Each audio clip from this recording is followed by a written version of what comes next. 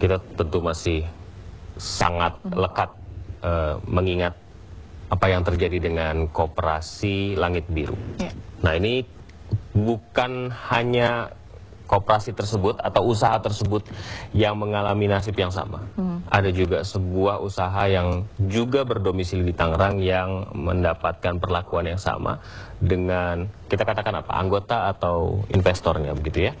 Bisnis penipuan berkedok investasi yang sama dengan Koperasi Langit Biru ini bernama PT Gradasi Anak Bangsa.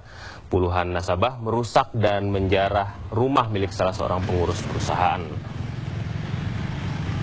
Ini suasana rumah milik salah seorang pengurus PT Gradasi Anak Bangsa. Rumah di perumahan Taman Cibodas, Kecamatan Priuk, Tangerang, Banten pada Selasa malam kemarin dirusak dan dijarah sejumlah nasabah yang marah. Kemarahan nasabah dipicu macetnya pembayaran bonus yang dijanjikan perusahaan setelah menginvestasikan uang mereka.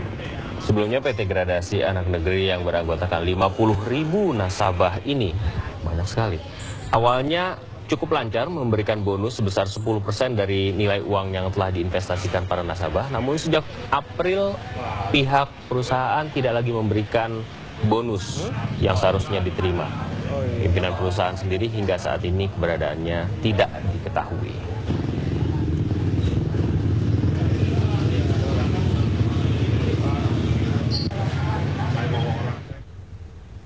Bagaimana kondisi di lokasi dan seperti apa sesungguhnya kejadiannya? Apa sesungguhnya modus yang membuat mereka para nasabah kemudian tertarik untuk menginvestasikan uang? Investasi bodong begitu ya? Iya. Kita akan segera bergabung dengan Winnie Carita di lokasi. Winnie.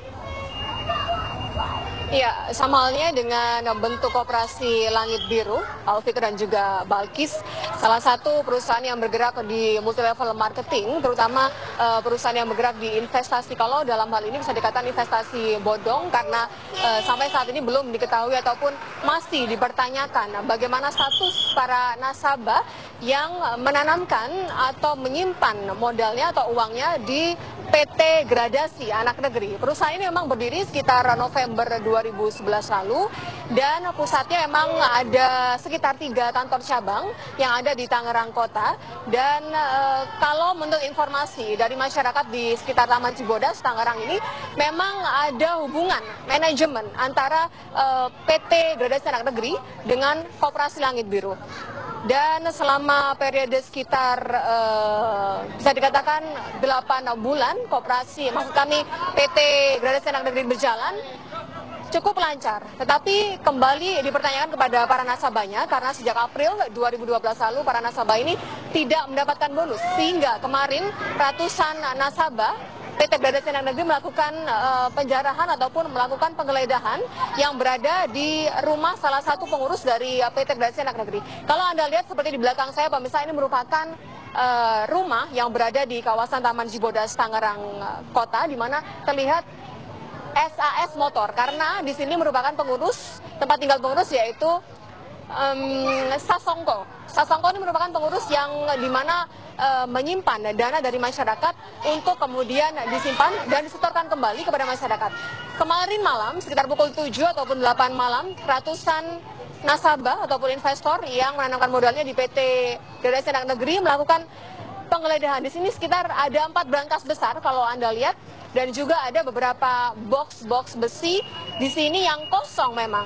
Masyarakat tidak mendapatkan apa yang mereka inginkan karena mereka mengira di sini terdapatlah uang-uang yang mereka kumpulkan. Tetapi dari pemeriksaan sementara ataupun penggeledahan yang dilakukan kemarin tidak ada uang sama sekali di brankas tersebut. Dan menurut informasi juga, Sasongko yang berada tinggal di rumah di kawasan Taman Cibodas, Tangerang Kota ini tidak diketahui keberadaannya karena kabur begitu mendapatkan informasi bahwa April lalu pihak-pihak nasabah ini tidak mendapatkan bonus. Saya akan berbicara atau berbincang dengan salah satu nasabah yang menanamkan modalnya di perusahaan Gradasi Anak Negeri. Selamat sore, Mas Vicky, bisa ke depan, Mas? Ya, Mas Vicky sudah menanamkan modal ini sekitar berapa lama dan berapa rupiah, Mas? Saya masuk di periode 8 ya. Di periode 8 itu sekitar Januari, bulan Januari ya. Kalau total general semua sih 130 juta itu, tapi belum termasuk jaringan-jaringan di bawah saya. Kalau dihitung total semua jaringan di bawah saya mungkin sekitar ada 3 miliar. Bagaimana awalnya? Kabarnya memang 10% dari Mas Vicky, uang dari Mas Vicky ini akan disetorkan bonus dalam bentuk 10% dan setiap minggunya. Itu memang benar awal-awalnya, Mas? Kalau awalnya sih kita benar-benar awal itu murni ya, kita MLM gitu kan. Kita bergerak di bidang MLM, pertamanya ada pembelian produk segala macam. Cuman kita nggak pernah menerima produk gitu. Jadi kami beranggapan bahwa ini investasi berskema Ponzi ya. Jadi skema Ponzi ini mungkin dari ibaratnya pertamanya mungkin yang baru di periode awal itu mungkin diuntungkan, tapi mungkin di periode yang paling bawahnya sistem piramid ya. Karena yang di paling bawahnya ini merasa kecewa, kawan-kawan kita investor yang di bawahnya merasa kecewa.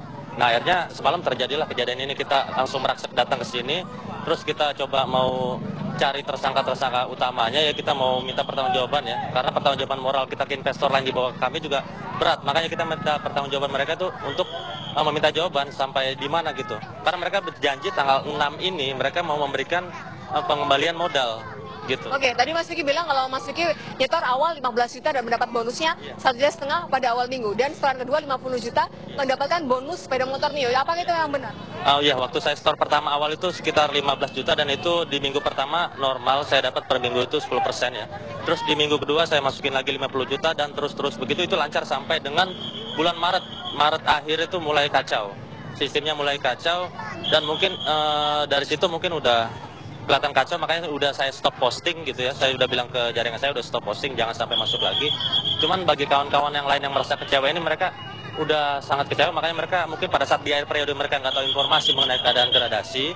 Akhirnya kita bersikukuh, kita minta semua investor ini merapatkan barisan, kita minta pengembalian modal. Tapi pada saat kita udah mendapatkan persetujuan pengembalian modal, kita mendapatkan cek dari Bapak Sasongko. Bapak Sasongko itu di sini kita mendapatkan cek, cuman cek itu kosong. Makanya kita sangat kecewa gitu ya. Bukan hanya di daerah Tangerang aja, dari seluruh daerah, dari Makassar. Kalau sosok Sasongko yang Anda kenal seperti apa? Sosok Sasongko yang saya kenal sih, karena saya tinggal di sini juga, jadi saya hanya mengetahui dia hanya menjual mobil, motor gitu ya. Biasa aja sih orangnya, cuman ya namanya bisnis ya, kita kan nggak tahu ya. Namanya bisnis, kita nggak tahu dia di setir siapa, di belakang dia siapa gitu. Yang jelas otak semua ini ya Pak Arman Arsito itu. Tadi Mas Vicky sudah membawa fotonya dari owner dari PT Gradasi Anak Negeri, bisa ditunjukkan mungkin kepada pemirsa. Ini merupakan Arman Arsito ya Mas ya, ini owner dari PT Gradasi Anak Negeri. Kemudian yang berada di sebelahnya ini siapa Mas? Saya kurang tahu kalau di sebelahnya, cuman kalau menurut kabar sih katanya Hendra, tapi saya kurang tahu jelasnya. Yang jelas ini Hendra juga termasuk pengurus ya? Iya. Oke. Dan kalau sosok Sasongko sendiri?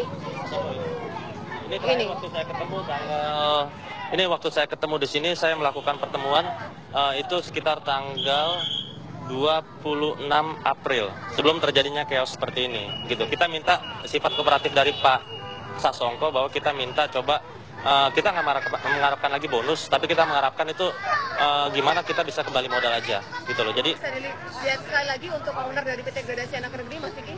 Ya. Ini yang bernama Arman Arsito ya? Iya. Ya, kira-kira umur berapa nih Mas? Kalau perkiraan saya sih mungkin 30-an ya. Perkiraan 30-an. Terima kasih Mas Vicky atas informasinya, dan pemirsa, ini merupakan suatu bentuk kewaspadaan bagi Anda yang memang tertarik ataupun ingin menanamkan modal Anda kepada perusahaan investasi seperti ini. Anda harus berhati-hati karena kemungkinan bentuk penipuan bisa kapan saja terjadi. Untuk sementara saya kembalikan pada Alvito dan Balkis Manisang di studio. Ini cerita dari Tangerang, Banten. Terima kasih.